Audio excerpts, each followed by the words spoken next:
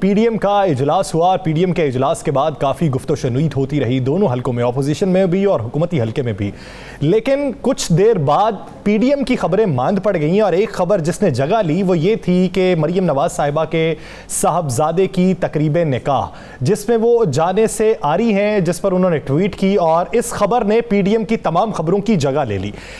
کیا یہ خبر پلانٹڈ تھی؟ کیا یہ خبر دینے کے بعد پی ڈی ایم کے تمام محرکات کو پسے پشت ڈالنا تھا؟ اگر پسے پشت ڈالنا تھا تو پھر یہ کارروائی کس کی جانب سے کی گئی؟ پی ڈی ایم کی خبروں پہ اس طریقے سے بحث نہیں ہو سکی، حکومت مخالف بیانیے پہ اس طریقے سے بحث نہیں ہو سکی جس طریقے سے بات ہوتی رہی مریم نواز کے صاحبزادے کی نکاح کی تقریب کی۔ رانا صاحب کی طرف بڑھیں گے۔ رانا صاحب، یہ خبر کل جو بریک کروائی گئی، آپ کے مطابق یہ کسی مخصوص ایجنڈے کے تحت بریک کروائی گئی، اس پر شہباز شریف صاحب والا حلقہ کیا رائے رکھتا؟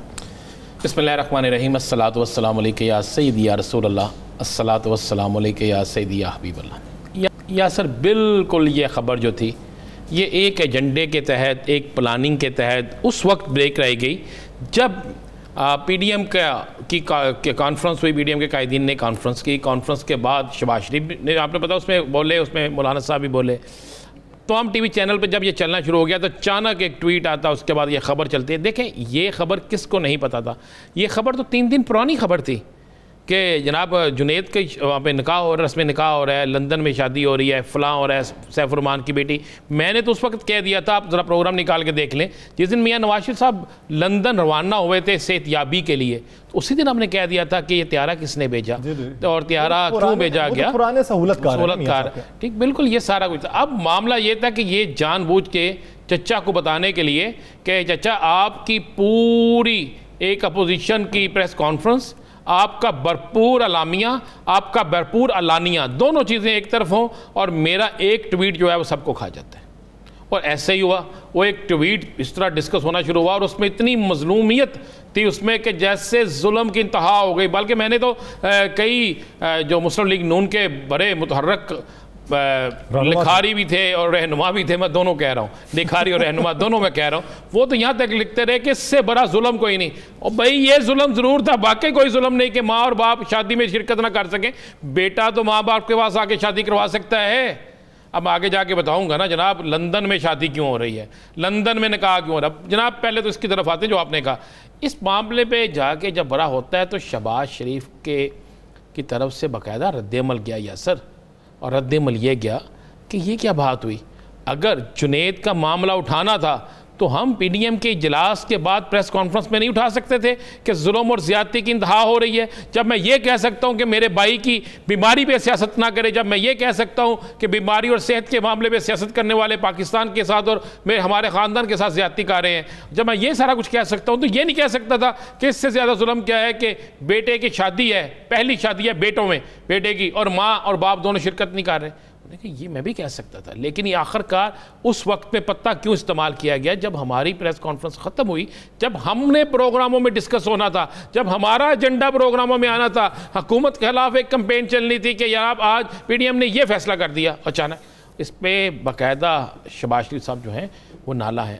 نالا ہونے کی آپ کو ایک اور وجہ بتا دیں، کیا مریم کے ٹویٹ کے بعد آپ کو کسی مسلم لیگ نون کے اور بندے کا ٹویٹ نظر آیا اس شادی کے حوالے سے؟ نہیں ہے۔ شہباز شریف کا آیا؟ نہیں ہے۔ شہباز شریف وہ حلقہ کیوں ٹویٹ کرے گا؟ شہباز شریف کتنے قریبی عزیز ہیں، اب تو یہاں پہ میاں نواز شریف صاحب کی جگہ شہباز شریف سر پہ ہاتھ رکھیں گے نا، شہباز شریف سب کچھ کریں گے نا۔ اگر انہوں نے اس کے بعد ٹویٹ کے بعد کچھ نہیں کہا، انہوں نے یہ نہیں کہا کہ جناب یہ ظلم کی انتہا ہے، یہ سارا کچھ ہے اور یہ فلاں ہے، یہ فلاں ہے، نہیں کہا نا۔ اب اسی بات پہ بھی ان کی آپس میں بڑی سخت اختلافات ہوئے ہیں۔ شہباز شریف کے قریبی حلقہ کہتا ہے جی مریم جو ہے وہ باز آنے والی نہیں ہے، یہ جہاں اگر سیاست صحت پہ ہو سکتی ہے تو یہ سیاست کیوں ہو رہی؟ اب آگے چلتے ہیں جی، آپ یہ نکاح آخر کار اتنا ضروری کیوں تھا کہ لندن میں ہی ہوتا؟ صرف اس لیے کہ اس میں میاں نواز شریف صاحب، حسن نواز، حسین نواز شرکت کریں گے؟ آپ کیا خیال ہے؟ صرف یہ معاملہ نہیں تھا، بات یہ ہے کہ جی اس میں کچھ ایسی شخصیات شرکت کریں گے یاسر، آپ کو پتہ ہے انہوں نے اس پورے ایونٹ میں جو ہو رہا ہے لندن میں، اس میں کیمرہ اور دیگر ویڈیو بنانے کی سختی سے منع کیا کہ وہی انہی کے کیمرہ مین ہوں گے، انہی کے ویڈیو میکر ہوں گے، اور کوئی نہیں ہوگا۔ اس لیے کہ جناب اس میں آپ ذرا دیکھیے گا کہ شرکت کس کس کی ہوتی ہے، ذرا اس میں یہ بھی دیکھیے گا کہ وہ جو قطری خط آتے تھے، وہ جو قطری لیٹر آتے تھے، جو قطری معاملات ہوتے تھے، ان قطری لیٹرز، ان قطری خطوں میں سے کتنے لوگ ہیں جو اس کو یہاں تک سہولت کار جو یہاں تک پہنچاتے تھے، ان میں سے کون کون اس میں آ رہا ہے؟ وہ تو سیف الرحمان صاحب کی بھی جان پہچان والے ہیں نا بھائی، کیوں نہ ہو. مجھے ایک بات بتائیں کہ کس کو نہیں پتا قطر ایئر لائن میں کون پارٹنر ہے، کس کے کتنے شیئر ہیں قطر ایئر لائن میں؟ کس کو نہیں پتا کہ کس کے پیسے قطر کے اندر ہو یا کسی اور ملک کے اندر ہو، کس نے سنبھالے ہوئے ہیں؟ کس کو نہیں پتا؟ مجھے ایک بات بتائیں نا ذرا. سیف الرحمان کے خلاف اگر ہو سکے تو میں چاہوں گا کہ ضرور نکالیے گا اگلے پروگرام میں میاں صاحب پہلے کیا کہا کرتے تھے. یاد ہے نا آپ کو؟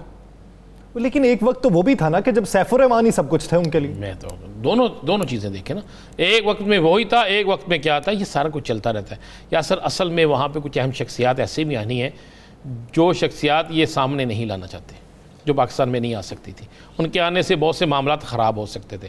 اب وہ اس پہ شادی میں آئے. دوسرا آپ کو بتاؤں، مسلم لیگ نون کے بڑے حلقے نے یہ کہا کہ مریم صاحبہ آپ بات کریں کہ کسی طریقے سے یہ شادی تھوڑی آگے چلی جائے اور اس کی تقریبات تمام پاکستان میں ہو، سیکنڈ تقریبات جو ہیں وہ برطانیہ میں ہو. تو جس پر انکار کر دیا گیا، حضور واضح انکار کر دیا گیا کہ نہیں جناب، ساری تقریبات جو ہیں وہ اسی طریقے سے ہوں گی جس طریقے سے طے شدہ ہیں. کیونکہ سیاست کرنی تھی، سیاست ہو گئی ہے، لیکن یہ واحد سیاست ہے جو ان کے الٹ پڑ کے گلے. کیونکہ اب ہر بندہ سوال کرتا ہے چلیں جی حکومت ظالم، مان لیں حکومت بہت ظالم ہے، انہوں نے جو ہاتھ میں ٹوکا پکڑا ہوا ہے، چھری پکڑی ہوئی ہے، آپ سمجھ لیں کہ تلوار پکڑی ہوئی ہے کہ ایک ظلم کی انتہا کر رہے ہیں. لیکن جناب بیٹا تو نہیں نا ظالم، بیٹے کے سسرال والے بھی نہیں ظالم. تو وہ آ جائیں پاکستان، آگے ماں اور باپ کی خوشی میں شامل ہو جائے. رانا صاحب کبھی کبھار اکنامیکل جو انٹرسٹ ہے نا وہ پیٹریاٹزم پہ بھاری پڑ جاتے ہیں. تو پوری دنیا میں یہی کچھ چل رہا ہے. کیوں پھر آپ مجھے میرے منہ سے کیوں کہلوانا چاہتے ہیں؟ پھر یہ کہتے ہیں کہ جناب ذرا بتائیں تو صحیح نا کہ یہ شادی آپ کیا خیال ہے؟ دو خاندانوں کا ملاپ ہے، دو کاروباروں کا بھی ملاپ ہے، بہت سے معاملات کا بھی ملاپ ہے. اچھا اللہ کرے یہ شادی بڑے اچھے طریقے سے ہو، اور ہماری دعا ہے کہ یہ لمبے عرصے تک بلکہ حیات چلے اور یہ اچھا گھر ہے، بسنا چاہیے. آپ کو میں یہ بھی بتا دوں، جنید کی اس معاملے پہ جنید افطر کو بڑا مظلوم، مثلا بڑا ظلم ہوا ان کے ساتھ، مظلوم بنایا گیا. اب چونکہ ان کو یہ دے رہے ہیں نا، آپ کو پتہ ہے رحیم یار خان کا ایک حلقہ دے رہے ہیں، ایک حلقہ لاہور کا اور ایک حلقہ رحیم یار خان کا. میں آپ کو یہ بتا رہا ہوں، ایک حلقہ لاہور کا آنے والے الیکشن میں اور ایک رحیم یار خان کا. یہ دو حلقے ہیں جو اس کو دینے کے لیے کام ہو چکا ہے، فیصلہ ہو چکا ہے.